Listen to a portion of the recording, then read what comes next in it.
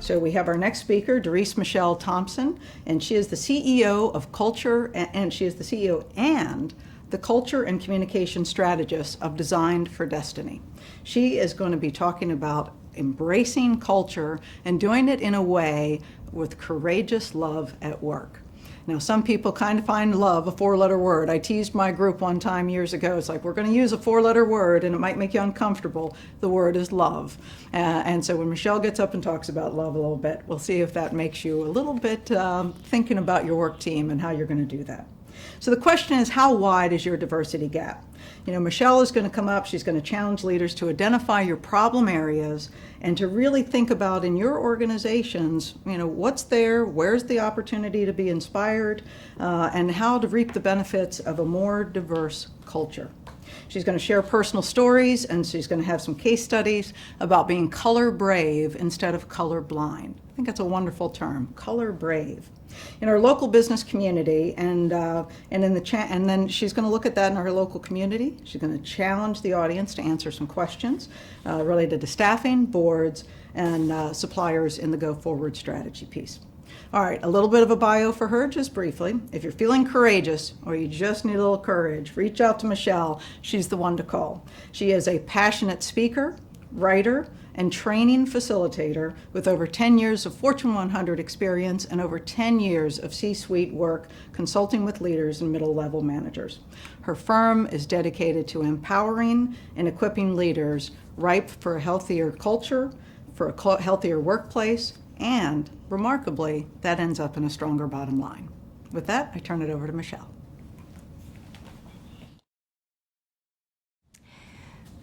Thank you, Carol.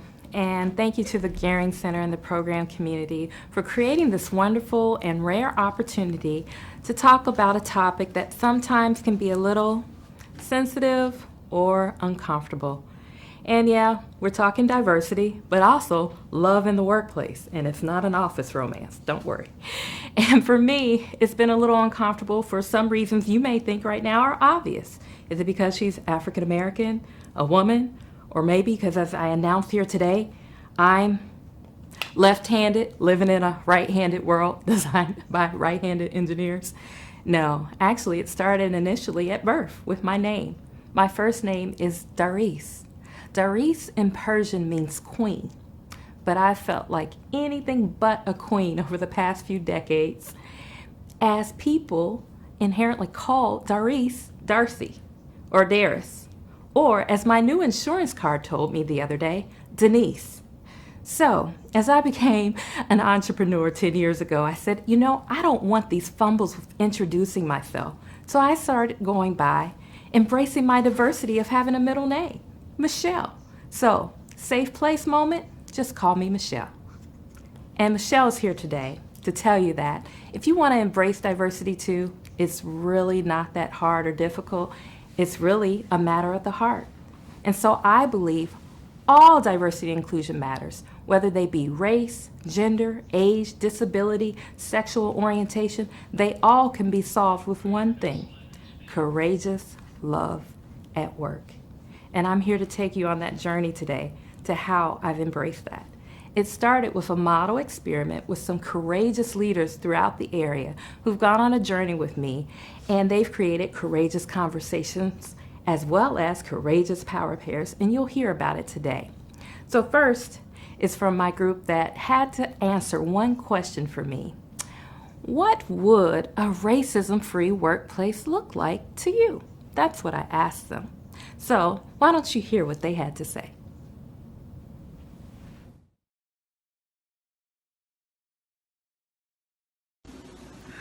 What would it look like if we removed racism at work? In a word, it would be transformational. In business consulting, I talk a lot about removing constraints in organizations. If we removed the constraint of racism at work, we would see personalities blossom. We would see relationships reconciled. We would see talents emerge, and we'd see contributions proliferate. In short, we would see things on earth as it is in heaven. An anti-racism workplace will be a place where I'm able to bring the best form of myself and embrace with love and respect the racial and cultural diversity that are present in order to move together in agreement and meet the company goals to its customers, investors, and employees. It will be an environment that is receptive to honest and kind. A racism-free workplace would be a place that's safe for all of us to come together and to collectively create and to brainstorm and to bring all of our diverse backgrounds and cultures into one place where we can ask questions, where we can know that in the core of our being, in the core of who we are, we know that we love each other because we are created in the image of God. What if racism didn't exist in the workplace? I think our ideas would be transformative. I think our people would be more creative. And I think our businesses would be more profitable. Sin is like a virus, and it's infected the entire human race. So we go through life and we hurt people, and people hurt us. None of us are exempt.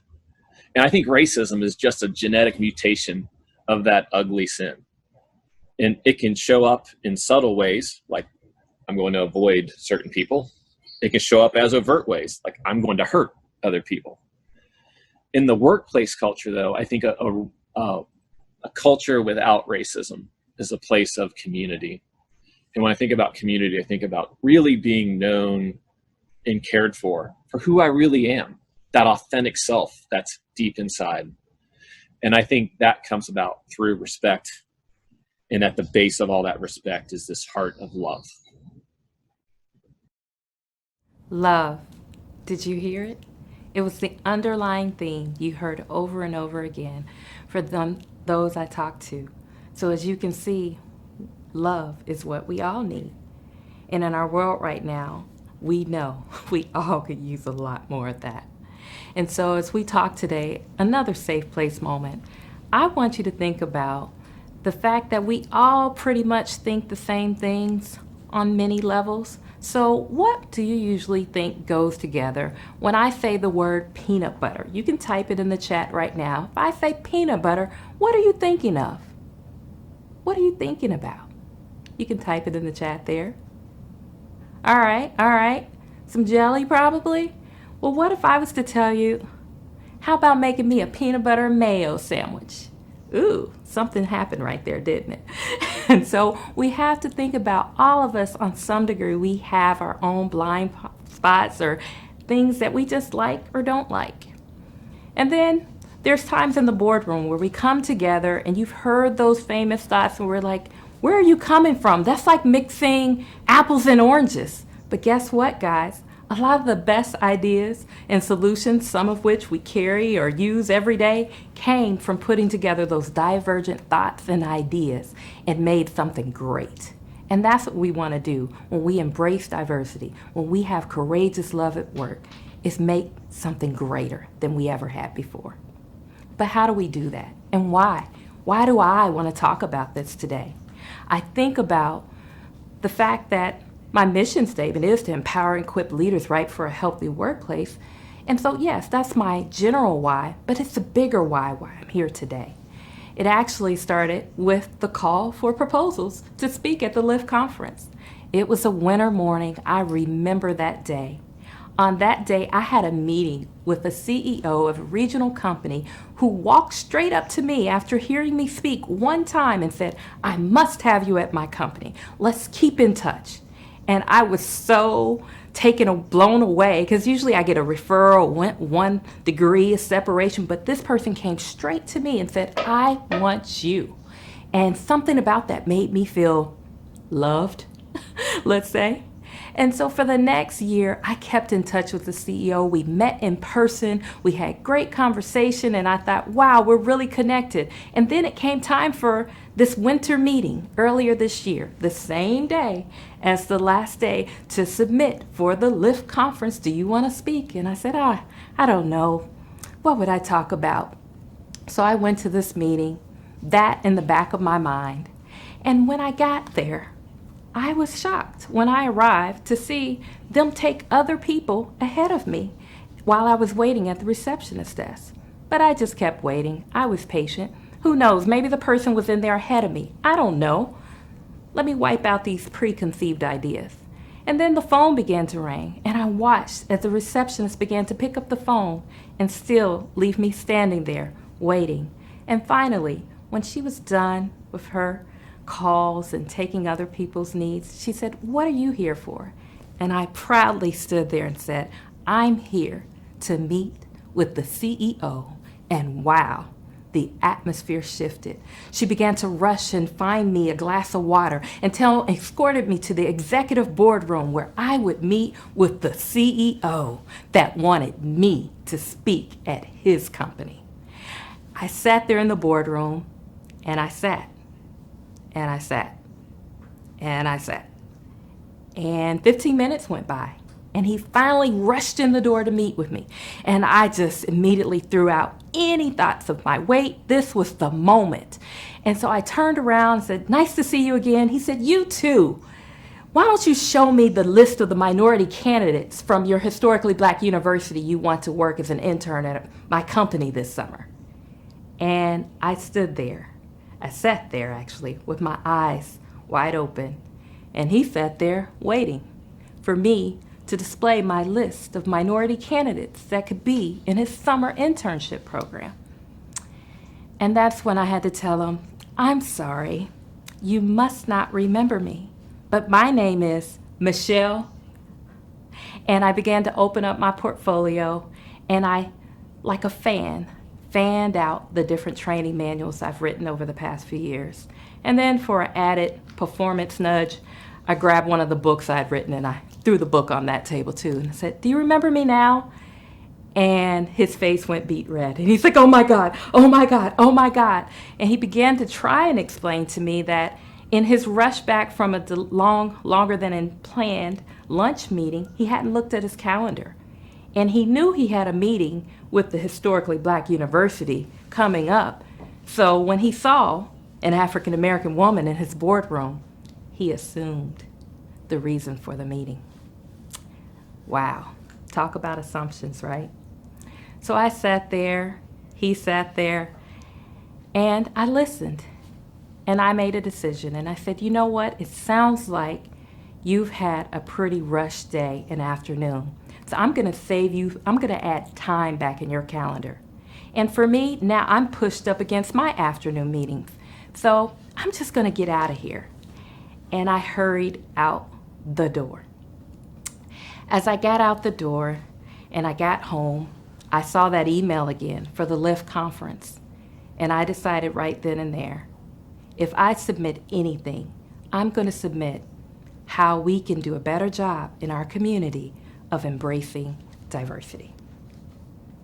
So the vision for courageous love at work and how we embrace diversity is that we move past the sing-song, set-aside diversity inclusion statements that everybody loves to say and don't remember until it's time for a review. But we want to put that aside and we want to move towards aspirational, actionable, and accountable statements that we can hold leaders to so that they can be courageous at every turn, so that we can eradicate racism, bias, and other inequalities that we experience in the workplace every day on all sides of life. We can do it, but it takes all of us together. So I'm talking to you about this today, not because I see you as the problem, but I see us together with courageous love at work, a part of the solution. So how does it work? We move from being color blind to color brave. How do we do that? I'm glad you asked. It's a simple model with 3 words that you'll love: listen, learn, and love. First, listen. Listen, I ask you. Listen to, what's the pulse of diversity inclusion in our organization? How much do we really care about it? Do we? It's okay. And what's the pulse of our culture? As you heard me in that example, going to that CEO's office, his culture probably was they had an intention of diversity and inclusion with minority internships, but the culture there may not have been quite ready to embrace them. And then last, what's the postal commitment? Are your leaders committed to going back and being evaluated and really having metrics to support? We care about diversity and inclusion. So first you gotta listen to the pulse of your organization. And I'm so happy to share with you in my pilot program over the past 6 months, I've been leading a group of about 15 to 20 leaders through courageous conversations. I have nonprofit, for-profit leaders coming together in a safe place once a month to ask each other the real questions about diversity and inclusion. I have one leader say, hey, I want to bring someone in our team from a different lifestyle. We need that in leadership. And I ask them why. Why? Because if your culture can't support it, it's not time for it. Next is to learn. We all must learn from one another. And on this journey, I just didn't approach it from the fact of what I've experienced. I worked with D&I experts and psychologists and learned about what are the elements of a great diversity inclusion statement. How can we develop trainings to remove bias? And what are some policies and best practices to protect those that don't often feel loved in the workplace? And last but not least, learn. Courageous love at work is Courageous love at work is a great time to really embrace, I'm sure you've heard that book, Love is an Action Word. We gotta love one another. And so you'll see a lot of thoughts and ideas here of how we can bring those actions to life in the workplace. There's appreciation training, and that is based on a book by Gary Chapman. You may have heard of the 5 love languages. There's also the 5 appreciation languages. And in that book, he talks about all the different employees we have. They all have a natural way that they really would like to feel appreciated, loved, and valued. And so I led a training with a couple clients over the past year around this appreciation idea. And it was amazing to see the energy fill the room as people moved from feeling like they had to do the training or had to do this or that, but they felt loved and appreciated into wanting to be a part of a culture, a healthier culture where it embraces diversity. What I love the fact is also there's time for action when you hold each other accountable. You can do that through leader assessments and profiles where you can really wrap around leaders and support them on this journey for courageous love at work. So if I've gone through this journey, I also did a group of 8 leaders paired together for 2 months called Courageous Power Pairs. And in that, the leaders were asked to tackle conversations that were real sensitive, things they normally wouldn't discuss together. And what we found at the end of it is not just the fact that they were agree to disagree, but guess what happened? Love. They built relationships that they never would have had before, and now want to continue to build upon them without my help, which is great. So last but not least, D&I can be tracked from a recruitment, from a retention, and even from a promotion. But it all starts at the beginning with the attitude for appreciating love of all your employees at work. Now, I think back to my story, my why, for why I wanted to submit and talk about diversity to you today. And I can't help but wonder, thinking about how I hurried out of that office, did I show courageous love at work? Thank you for listening.